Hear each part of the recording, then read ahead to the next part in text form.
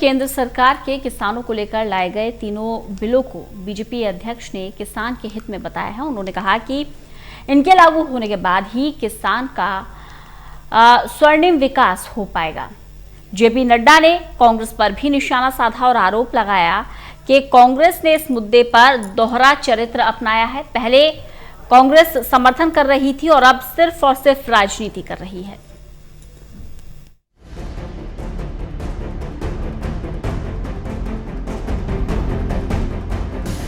किसानों को लेकर लाए गए 3 विधेयकों को लेकर जहां संसद में घमासान छिड़ा है, वहीं सड़क पर भी किसान इसका विरोध कर रहे हैं। कांग्रेस के पूर्व अध्यक्ष राहुल गांधी जहां इसे काला कानून बता चुके हैं, तो बुधवार को बीजेपी अध्यक्ष ने इसे लेकर जहां कई दुविधाओं को दूर करने की कोशिश की, तो वहीं कांग्रेस पर भी कई आरोप लगा दिए। जेपी नड्डा ने साफ तौर पर कहा कि न तो किसानों की एमएसपी खत्म होने जा रही है और न ही मंडियों पर कोई संकट आया है।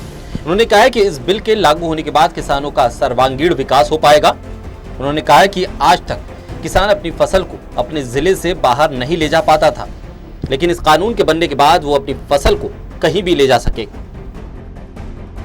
इस पार्लियामेंट में 3 किसानों के दृष्टि को ध्यान में रखते हुए बिल्स आए हैं।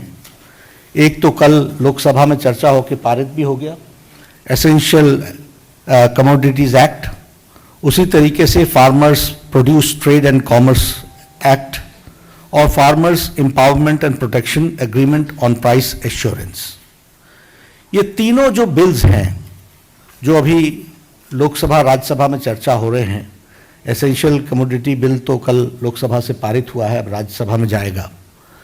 ये तीनों ही बिल बहुत दूरदृष्टि रखते हैं और बहुत दूरदृष्टि रखते हुए इन बिल्स को एक्ट के रूप में हम सब लोग पार्लियामेंट में पास कर रहे हैं। जेपी नड्डा ने कॉन्ट्रैक्ट फार्मिंग को लेकर भी साफ तौर पर कहा है कि सरकार ने किसानों की जमीन की सुरक्षा को लेकर भी कड़े कदम उठाए हैं।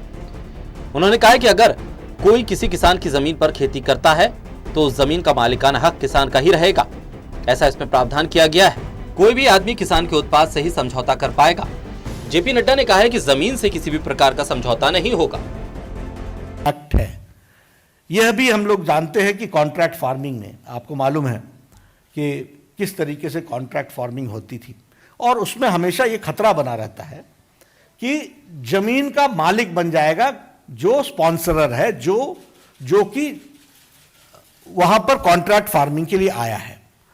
अब कॉन्ट्रैक्ट फार्मिंग आवश्यक इसलिए भी है कि सब लोग खेती अपने आप नहीं करते हैं, वो किसी से करवाते हैं। तो इसमें मॉडल एग्रीमेंट्स बनाए गए हैं कि मॉडल एग्रीमेंट के माध्यम से रिटन एग्रीमेंट होगा और लिमिटेड पीरियड के लिए लिमिटेड ये एग्रीमेंट होगा। एग्रीमेंट जो होगा वह उत्पाद के जो उत्पाद होगा उस पर होगा,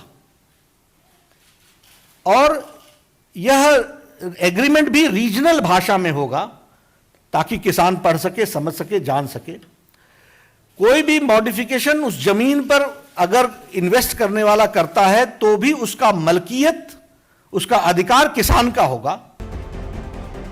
बीजेपी अध्यक्ष ने इसे लेकर कांग्रेस पर भी जमकर निशाना साधा। उन्होंने कहा कि कांग्रेस पार्टी हमेशा दोहरा चरित्र अपनाती रही है। ये वही पार्टी है जो कृषि में सुधारों को अपने घोषणा पत्र में जगह देती है, वहीं दूसरी ओर जब वो सुधार संसद में आते हैं तो उसका विरोध करती है।